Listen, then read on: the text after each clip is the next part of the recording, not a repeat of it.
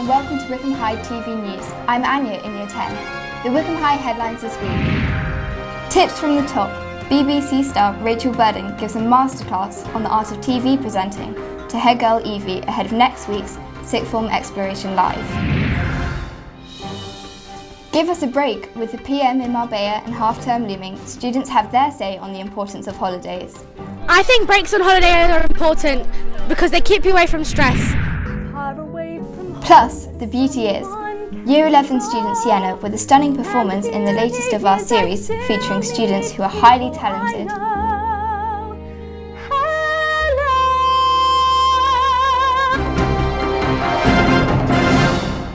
But first, the latest news about one of the biggest school events, our Sixth Form Exploration Live, for Wycombe High Year 11s, as well as students currently at other schools thinking of moving here for their A-level studies. The event will be presented by head girl Evie, who's understandably a little nervous as it's the first time she's ever presented a live TV show. But the great thing about being a student at Wycombe High is that you're part of a network of alumni for life. So when she wanted to get a few presenting tips, all she had to do was ask, and help was at hand from a former Wycombe High student, now TV and radio news presenter, Rachel Burden. Here's what happened. Just wanted to thank you, Rachel, for taking the time out of your day to come give me tips from the top. So thank you so much for taking your time. It's an absolute pleasure. I'm really happy to help. So if I could start by asking you, when you were a student here at Wycombe High, did you know that you wanted to be a journalist or a news presenter? What inspired you to take this career path? Do you know what? I didn't even know I wanted to do it until I was probably in my fourth year at university. So although news and current affairs had always interested me and I loved radio and I had those passions, I didn't have a particular plan of action in my head at all. So when I was at school, I just did the subjects I loved with the teachers I loved. That was quite important to me, particularly when I chose my A-levels. And then I went to university and studied again, things I just really enjoyed studying.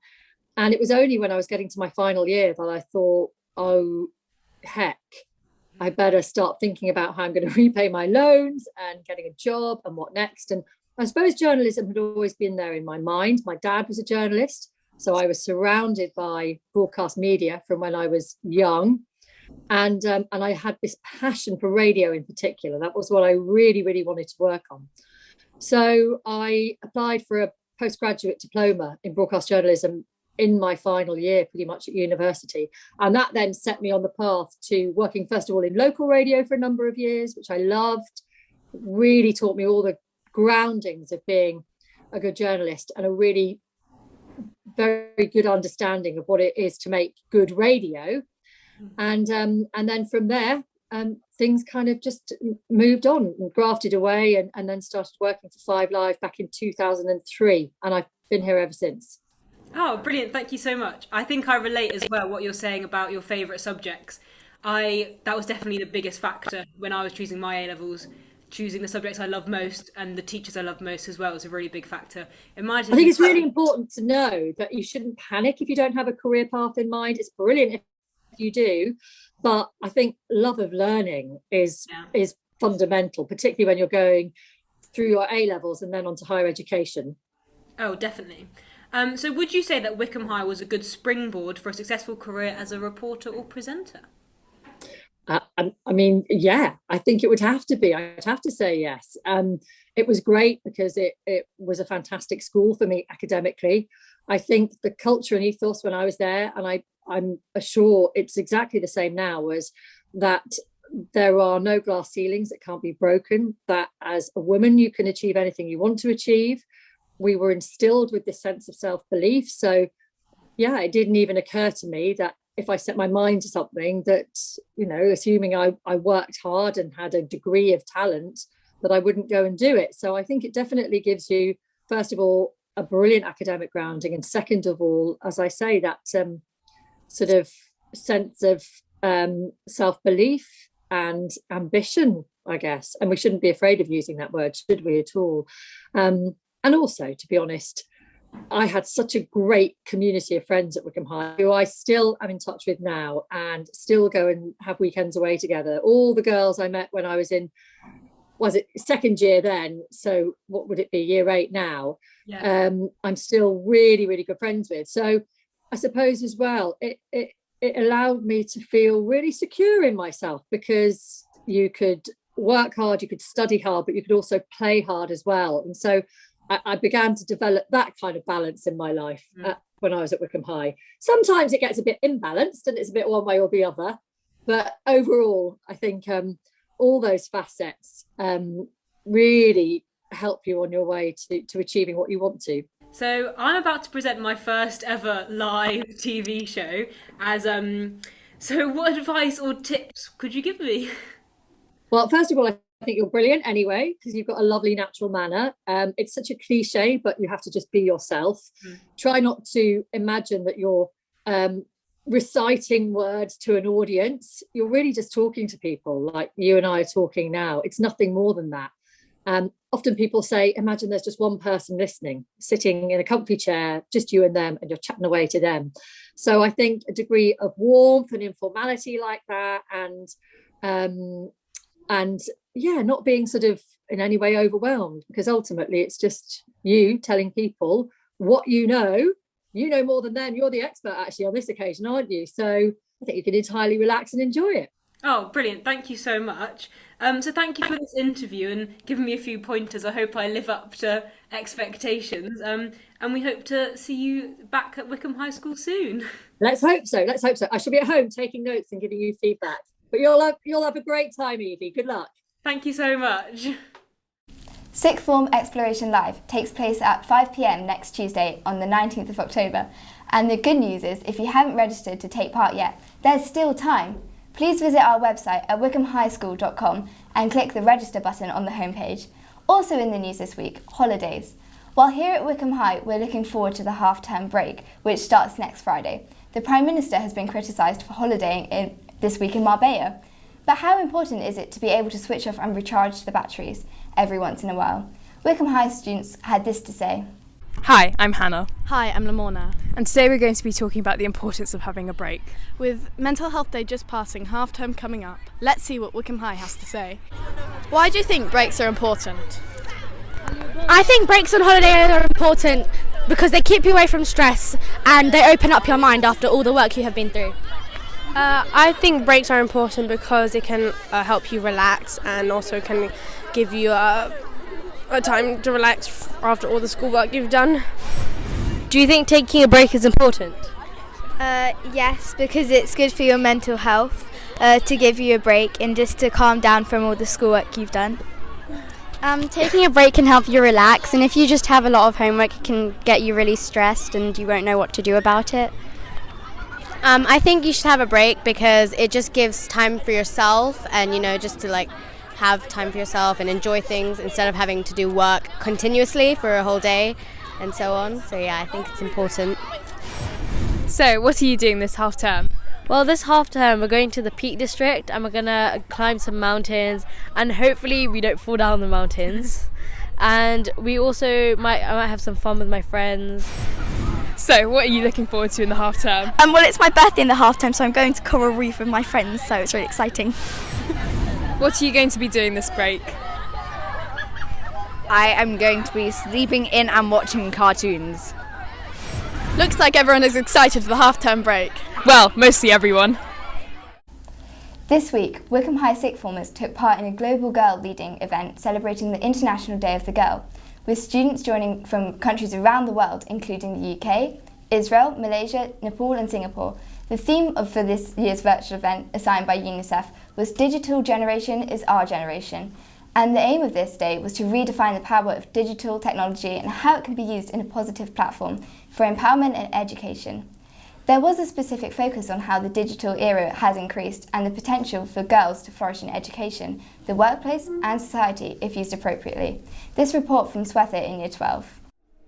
Hi, I'm Swetha in Year 12 and today I'm going to be interviewing Year 12 and 13 students who are attending the Mulberry School of London event celebrating the Global Day of the Girl. So today we're all taking part in a conference celebrating the Global Day of the Girl, and the theme for this year is the digital generation, our generation. So far we've heard from a range of different speakers about what they do and how it relates to digital media. We've had a really wide range of speakers who have come to talk to us, founders of several different social media websites such as Naked Politics, and personally my favourite speaker was Toby, who is the founder of Black Ballad, which is an organisation that helps black women in journalism get their word out and their opinions out. So yeah, the speakers have been really inspirational. Yeah, we've listened to some very influential people on the subject of gender equality and its relations to digital media. It's really important that we learn about this because of how increasingly digitalised our lives are becoming, and equality is such a big part of the world at the moment, and the digital world is the way that we move forward, and therefore we need to learn how to use it to create equality among different marginalised genders. Yeah, it's the future. Thank you for all the students who took the time out to be interviewed. At Wycombe High School we have such a large community of students who are striving for gender equality in the workplace, which is wonderful in this era. Now, here at school we may be looking forward to half term, but for 166 Wycombe High students who left last July, their time as a university fresher has just begun. In the first of our new series, where we catch up with last year's leavers, our chief reporter Cordelia talks to former deputy head girl Nikita, who's studying archaeology and anthropology at the University of Southampton. So I studied psychology, biology and history. I would like to think I'm a weird student. I always got my stuff handed in on time. Well, at least I think I did. Let's not ask the teacher. I was very into going to all the extracurricular stuff, so I did loads of different things. Yeah, that's kind of what I did. What extracurricular stuff did you do? So I was on the squash team, I was in the choir, I was in a band. Yeah, I think that was all of it. There might be some other things. I can't quite remember. It's too long ago now. Fair enough. You left that life behind. I have, yeah. And what are you studying now and what degree are you taking? I'm studying at Southampton University and I'm taking archaeology and anthropology. I think Mr. Sheehan would appreciate the fact that I'm living out my Indiana Jones fantasy right now. So yeah, it's a good cause. Oh, that's good. And how different is life at the University of Southampton? It's very different. It's very, very different. I'm in my room. It's messy. I would give you a tour, but we're not going to do that today. But it's nice to have so much independence. I can go and eat dinner at 11 o'clock in the evening if I feel like it, because that's what I can cook. So it's really open to how you do it. I don't have too many lectures or seminars, so a lot of the day is for me to work out what to do. So I have to make sure I plan my time effectively, otherwise I end up just sitting here doing absolutely nothing all day, which is not very helpful or productive. So, and is there anything you miss about Wycombe High? I have to say I actually really miss a solid timetable for my day, because I'm so used to having everything really structured. When it comes to no structure at all, I'm a bit like a deer in headlights trying to work out what to spend my time doing. I miss my friends. I have made new friends, so it's not like a problem not making friends, but I do miss my old friends. But yeah, I do miss Wycombe High. I do. Oh. It will hold a place in my heart. Oh, so what advice would you give to me and other year 13s as we prepare for life sort of beyond Wycombe High?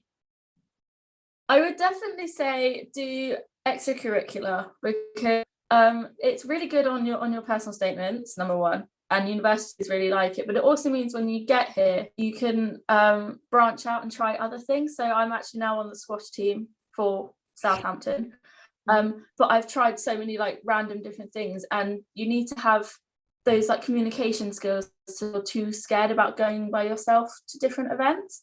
I would also say really, really hone in on working out a not strict work timetable, but at least make sure you have some sort of a plan, because when you come to uni it's not very structured at all. I only have maybe 2 lectures a day, if that, and then the rest of the time is up to me, which I get to choose what subjects I study in it. Yeah. So you really want to make sure that you know how to plan effectively so that you're using your time. Well, Nikita, thank you so much for joining us and sharing your experience, and best of luck for what comes next. Thank you, and I hope you guys have a good rest of the year. Thank you. Next week, we'll be speaking to former Curie House captain Scarlett Gray to find out some of the amazing things she's planning to do for her post-COVID gap year. Don't forget, you can catch up with all things Wycombe High 7 days a week via our unique and award-nominated website, wycombehighschool.com. But we'll leave you with yet another student TV treat, because this week's highly talented slot features the beautiful voice of Sienna in Year 11, who recently took the lead role in the Royal Grammar School production of Into the Heights. Here she is singing The Beauty Is from the musical The Light in the Piazza. Enjoy. Goodbye. These are very popular in Italy. It's the land of naked marble guys. Something we don't see a lot in Winston-Salem. That's the land of corduroy.